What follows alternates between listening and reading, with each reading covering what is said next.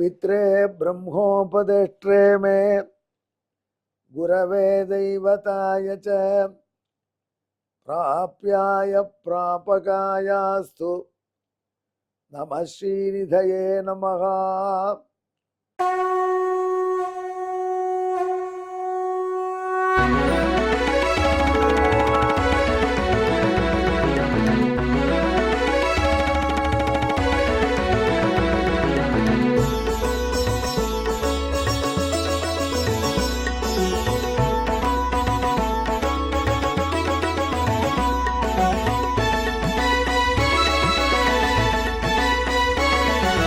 सहस्रनामं सहस्रनामं श्रीवेङ्कटेश सहस्रनामं सहस्रनामं सहस्रनामं श्रीवेङ्कटेश सहस्रनामम्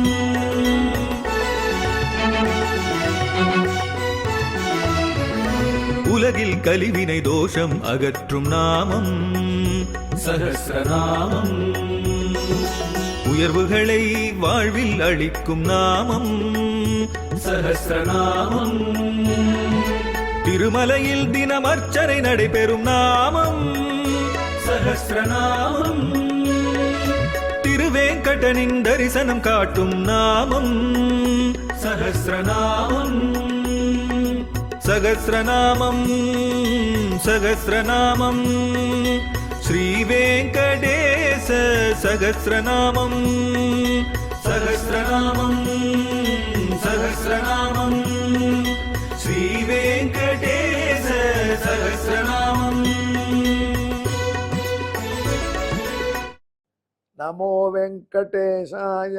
அன்பர்களே, பகவான் மாயை நிறைய பண்றான். அந்த மாயையை சாக்கு வைத்து கொண்டு தன் அடியார்களை எப்படியாவது காப்பாற்றுறதுக்கு தான் அத்தனையும் செய்யறான்.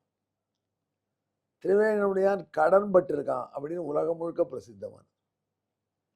தனக்கு கல்யாணத்தும் பொழுது வந்திருந்த 33 கோடி தேவர்கள், 66 கோடி அசுரர்கள், இன்னும் மனிதர்கள், ரிஷிகள், இவர்கள் எல்லாரும் வந்தா திருமலை எப்படி இருக்கும்? ஜெய ஜெயன் ஒரே கூட்டம். அப்போ இத்தனை பேருக்கு சாப்பாடு எப்படி போடுறது? சாப்பாடு போடுறதுக்கு முதல்ல வெசல்ஸ், பாத்திரத்துக்கு எங்க போறது அப்படின்னு ரொம்ப பெரிய சிக்கலாயிடுச்சு. இந்த உலகத்தை முழுக்க படைச்ச பகவான் அத்தனை பேருக்கு சாப்பாடு போட மாட்டானா?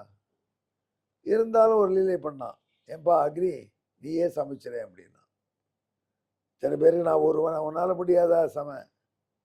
ஏன் நான் சமைக்கணும்னு? இத்தனை பேர் இருக்காளேன்னா, பாரு நீ ஆச்சாரன்னு பேர், நீ சமைச்சா ரிஷிகளும் சாப்பிடுவா, மற்றவங்களும் சாப்பிடுவாங்க. சரி ஒத்துண்டான். நான் எங்கே அரிசி வடிக்கிறதுக்கு எவ்வளோ பெரிய கிளப்பானை வேணும், பித்தளை அடுக்கு வேணும், இத்தனை பேருக்கு சோறை வச்சு அரிசி எப்படி வடிப்பேன்? ஏன்பா கவலைப்படுற?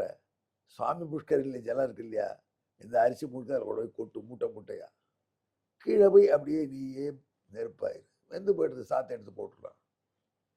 ஆமாம், சுவாமி புஷ்கரினில வெடிச்சான் சாப்பாடு. அத்தனை ஜனங்கள் வந்துருங்க. சுவாமி புஷ்கரி ஜலம் முழுக்க ஒலிம்பிதா பொங்கி அரிசி சாதமானதுக்கு கீழே அக்னி பகவான் போய் சூடு பண்ணி ரசம் பண்ணணுமேன்னா ஆகாச கங்கையில் ரசம் பண்ணிவிட்டு.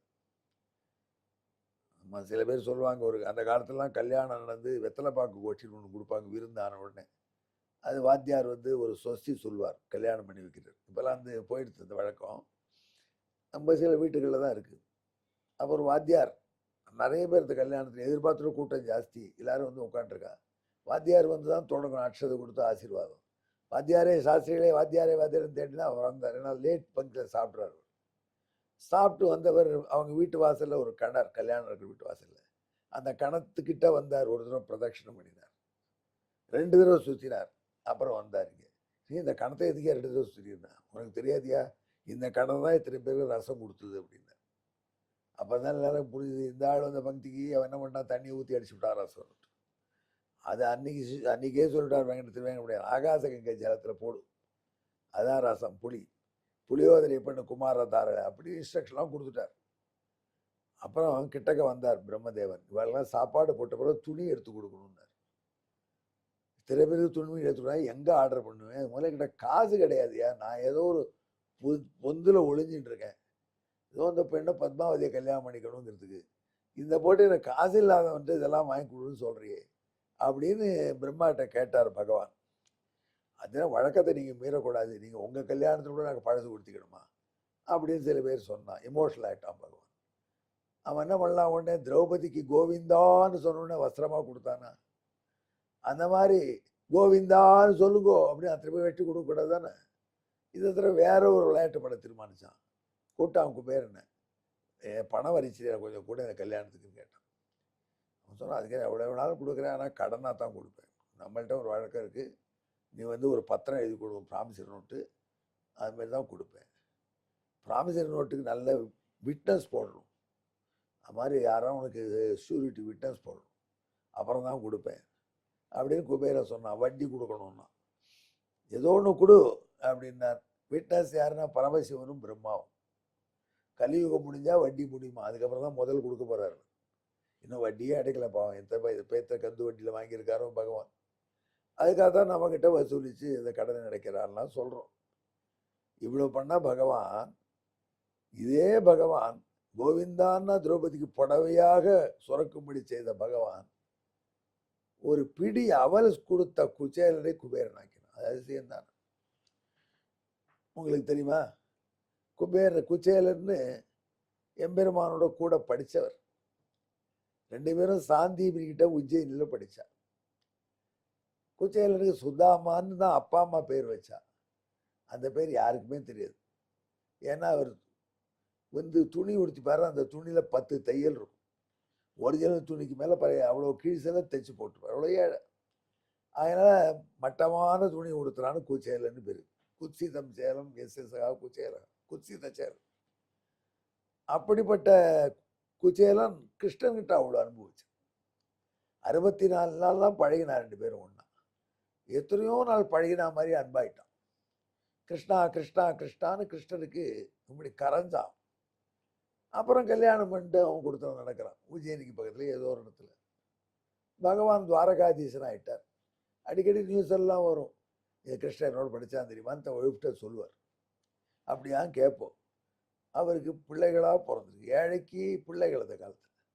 அது 27 பிள்ளைகளும் ஒரு கணக்கு சொல்லுவோம், உபன்யாசம் பண்ணுறோம். 27 நிறைய பிள்ளை, அது மாதிரி 27 பிள்ளைகள்னு ஒரு கணக்குக்கு சொல்கிறேன். அதான் ஒரு பிள்ளைக்கு பெயர் வைக்கிறதுக்கு கஷ்டப்பட வேண்டாம், நம்ம கூகுளில் தேடாமல் அஸ்வினி பரணி கிருத்திகைன்னு பேர் வச்சுட்டான். அப்படி குஜேலனுக்கு பிள்ளைகள் பிறந்து ஏழை, ஏதாவது நிறைய சம்பாதிக்கலாமே. நல்லா படிச்சிருந்தான் அந்த ஆள். எங்கேயானு போய் சபையில் உபன்யாசம் பண்ணால் வெகுமதி கொடுப்பா, அதெல்லாம் வாங்கக்கூடாதான். உஞ்சவர்த்தி எடுத்தான், அதுவும் சாதாரண உஞ்சவர்த்தி இல்லை. அந்த வயல்கள்லாம் என்ன பண்ணுவாங்க, நெல் போரடிச்ச அப்புறம் கிடக்கும் கீழே, அந்த நெல்லை பொறுக்கின்னு வந்துருப்பான். அந்த நெல்லை பொறுக்கி அதை அந்த அம்மா இருக்காள், அவன் கல்யாணம் பண்ண சுஷிலான்னு ஒரு அம்மா, ரொம்ப அப்பாவி. அந்த நெல்லை இடித்து அதுலேருந்து அரிசி எடுத்து அந்த அரிசியில் சமைக்கணும். இது இப்படி ஒரு வாழ்க்கையை வாழ்ந்துருக்கான். ஏழ்மையை தானே தன் மீது ஏறிட்டு கொண்டு கண்ணபிரான்கிட்ட மாறாத அன்போடு இருக்கிறான் குச்சேலன். குழந்தைகள்லாம் தவிக்கிறது, பசி பசி. குச்சேலனுடைய ஒய்ஃப் சொன்னான், உனக்கு தான் அந்த கிருஷ்ணன் ஃப்ரெண்டுன்னு சொல்றீங்க, இந்த கிருஷ்ணன்கிட்ட சொல்லி ஏதாவது அவர் போய் பாரும், அவரே உன் மறுமையை பார்த்து தானே கொடுப்பார், அதுவே நம்ம குடும்பம் விடிஞ்சிடும். போனோம் போனோம், எனக்கு அவனை பார்க்கணுன்னு ஆசை தான் அப்படின்னு நழுவின்றார் இவர். ஏன்னா போனால் வெறுங்கையோட போகலாமா, அவனை பார்க்க வந்திருக்கேன்ப்பா நான் ஃப்ரெண்டு, அப்படியே என்ன கொண்டு வந்துருக்கேன்னு கேட்டான்னு அவன் அதை சொன்னார் மெல்ல மனைவிட்ட. அப்போ மெல்ல நைஸா பெண்கள் கெட்டிக்காரர்கள், பக்கத்து வீடு அடுத்த வீடு ஏற்ற வீடெல்லாம் போய் கொஞ்சம் அவல் பிடிச்சிட்டு வந்தாங்க. அவலை எடுத்து குச்சேலர் துணியிலெல்லாம் கட்டி கொண்டு போய் இந்த அவலை குழு இருக்கு. அங்கேருந்து கண்ணபிரானுடைய அரண்மனைக்கு வந்தார் குச்சேலர். ருக்மிணியினுடைய அரண்மனைக்கு வாசலில் வந்து நின்றுட்டார். லக்ஷ்மி தேவி வீட்டு வாசலில் யாரோ பிராமணன் வந்திருக்கான்னு சொன்னால் குச்சேலர் பார்த்தார். அட குச்சேலா வான்னு அழிச்சிட்டு அவனை பெரிய சிம்மாசனத்தில் உட்காத்தி வச்சு, எவனோ கூட படித்தவமா மகான் வைராக்கிய நிதி, அவன் பார்த்தா எலும்பும் தோலுமா இருக்கான், அவனுக்கு காலில் கொஞ்சம் ஜலம் சேரு ருக்மிணியை சொன்னார். ருக்மிணி பிராட்டி குங்குமம் பூ பச்சைகள் போகிற இழைச்ச ஜலத்தை குச்சேலர் காலில் கொண்டு வந்து விடுறார். கண்ணபிரான் அலம்புறார், அலம்பி தள்ள புரோட்சிக்கிறார், ருக்மிணிக்கும் புரோட்சிக்கிறார். குச்சேலம் கூனி கூறி உக்காதெல்லாம் என்னடா கிருஷ்ணா, நான் அவனை பார்க்க வந்தேன் அவ்வளோதான்னா. இல்லை இல்லை, நீ வேத வித்துப்பா, இதெல்லாம் செய்யணும் அப்படின்னா என்னோட சாப்பிடு சரி குச்சியில் உட்காந்து சாப்பிட்டேன். நல்ல சாப்பாடு. அந்த மாதிரி சாப்பாடு அவன் சாப்பிட்டதே கிடையாது ஜென்மத்தில். ருக்மிணி பரிமாறுறா, ருக்மிணி தான் பரிமாறணுன்ட்டான். அப்படி சாப்பாடு சாப்பிட்டான். சாப்பிட்ட உடனே கொஞ்சம் படுத்துக்கோ அப்படின்னா. எங்கே படுத்துக்கோ? என்னோட படுத்துக்கோன்னுட்டான். ருக்மிணி அவங்க ரெஸ்ட் எடுத்துக்கோ தனி ரூமில் போய். குச்சேலர் பக்கத்தில் படுத்துக்கிறான். அந்த குச்சேலர் உடம்பு எலும்பும் தோலுமாக இருக்குது. கிருஷ்ணா அவன் மேலே என் கைப்பட்டுன்னு ஒரு குத்த போகிறதேங்கிறார். கவலைப்படாது, வெண்ணெய் உடம்பு தான் அப்படின்னு பகவான் அவருக்கு மறுபடி கொடுத்தான். அப்படி அன்றைய முழுக்க நன்னா உபச்சரித்து இரவும் ஆயிடுத்து. விடியற் காலையில் குச்சேலன் நான் போயிட்டு வரட்டுமான்னு கேட்டான். எனக்கு ஒன்றும் கொண்டு வரலையான்னா. ஐயோ இந்தாப்பா அப்படின்னா அவளை வெக்கத்தோட அப்படி கொடுக்கலாமா வேண்டாமான்னு தடுமாறி இருக்கான். கொண்டான்னு பிடிச்சி இழுத்து வாங்கிட்டார். இழுத்து வாங்கிட்டு அப்படி வாயில் போட்டார். ருக்மிணி ஓடி வந்தா போரும் போரும்ட்டா. ஏதாவதாலும் இதுவே போரும். ஒரு பிடி அவல் குச்சேலர் கொடுத்த அவலை சாப்பிட்டார். அதுக்கப்புறம் குச்சேலர் போயிட்டு வரட்டுமான்னு. ரொம்ப தேங்க்ஸ், போயிட்டு வரட்டும், எனக்கு பிடிக்கும்னு அவல் கொண்டு வந்தீங்க. இப்படி அவனுக்கு ஞாபகம் இருக்குது இத்தனை வருஷத்துக்கு அப்புறம் கூட அப்படின்னு சொல்லிட்டார். குச்சேலன் வந்தான். இப்போ ஒய்ஃபை எப்படி பார்க்குறது போய் என்ன போனீங்களே என்ன பண்ணீங்கன்னா அவல் கொடுத்து அத்தையும் சாப்பிட்டான். அந்த அவலை யாச்சகம் வாங்கிட்டு தான் மிச்சம். அவர்கிட்ட கேட்டு ஒரு 1000 ரூபாயாவது வாங்கிட்டுப்படாதான்னு சொல்லுவாளே அப்படின்னு நான் கேட்க தோணலையே அப்படின்னு நினச்சே வந்தான். ஆனால் அங்கே தெருவுக்கு வந்துட்டான். தெருவில் திரும்பினா அவன் குழப்பமாயிடுது. அவன் வீட்டை காணும். வீட்டை நோக்கி கிளம்பினான் குச்சேலன். வீடை தான் இருக்கிற தெருவுக்கே வந்துட்டான். தெருவில் நுழைஞ்சான். குழப்பமாயிடுது. அவன் வீட்டை காணும். கிணறை காணும்னு சினிமாவில் திரைப்பட நடிகர்கள் சொல்கிற மாதிரி நான் வெட்டின கிணறையும் காணுன்ற மாதிரி வீடு எப்படி காணா போகும் ஒரு ராத்திரிக்குள்ளே? பார்த்தா வீடு இருந்த இடத்துல பெரிய பங்களா. அந்த பங்களாவோட இந்த பங்களா எப்படி ஓவர் நைட் இப்படி கட்ட முடியும் அப்படின்னு நினச்சிட்டு இப்படி பங்களா வாசலில் தேங்கினா ஒரு பெண்மணி பார்த்த முகமாக இருக்குது. ஆனால் ரொம்ப இளமையாக பேரழகியாக இருக்கா. பார்த்த முகமாக இருக்கு. யார் இந்தம்மா? நான் தான் உங்கள் ஒய்ஃபுங்கிறேன். அவ்வளோ தான் பாருங்கள், ராத்திரி அவ்வளோ புடவை கொண்டு வந்து யாரோ மேக்கப் பண்ணி விட்டா எனக்கு அப்படின்னு சொல்லி வரவேற்றா. அப்போ தான் புரியுது குச்சேலனுக்கு என்னது அந்த அவல் சாப்பிட்டு பிரீத்தி அடைஞ்ச பகவான் அனுகிரகம் பண்ணியிருக்கு. எப்படி அவல் சாப்பாட்டில் அன்புடைய பகவான் என்று ராஜசூயவை கிருஷ்ணனை விட்டு குச்சேல ரட்சகம் பண்ணின கிருஷ்ணன் கிட்ட வரார் நாரத பகவான். அதுக்காக அவர் பெயர் வைக்கிறார். தானாபக்ஷண சம்பிரீதாய நமகான்னு நாமாவளி.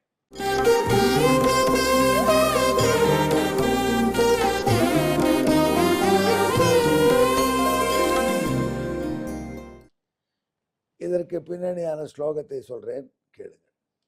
தானாபக்ஷண சம்பிரீதாக்கியா சிக்த குச்சேலா நிஹிதாம் முஷ்டிம் தானாயாஸ்தாம் புக்த்வா தனதம் கர்த்துஸ்தம் சாயுக்தா சத்தியம். பிடி அவளுக்கு குச்சேலனை குபேரனாக்கினான். தானாபக்ஷணம் அவள் சாப்பாட்டில் அவ்வளவு பிரீதி அடைஞ்சான். இதற்கு தமிழ் அன்பர்களே, பிடியவல் இந்த அந்தணனுக்கு யக்ஷன் செல்வம் இந்த எம்மான் அவருண்டு மகிழ்ந்தான் என்று அவனை தானாபக்ஷண சம்பிரீதன் என்றே அழைத்தான் நாரத முனியே. அன்பர்களே, குச்சேலன் போன்ற பக்தி நமக்கு இல்லை. ஆனால் நம்ம கொடுப்பதையெல்லாம் குச்சேலன் அவளாக நினைத்து திருவேணியுடன் நமக்கு அனுகிரகம் செய்வதற்காக அவனுடைய திவ்ய மங்கள விக்கிரகத்தை தியானம் பண்ணி கொண்டு சொல்லுங்கள்.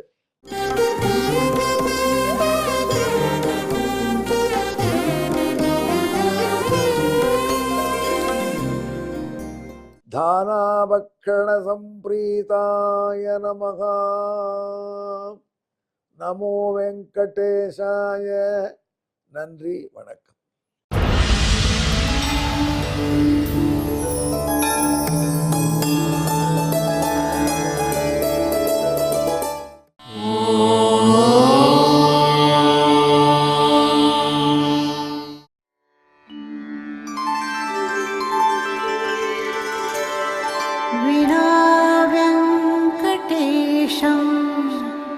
ननाथो ननाथः सदा वेङ्कटेशं स्मरामि स्मरामि. हरे वेङ्कटेश प्रसीद प्रसीद. प्रियं वेङ्कटेश प्रयच्छ प्रयच्छ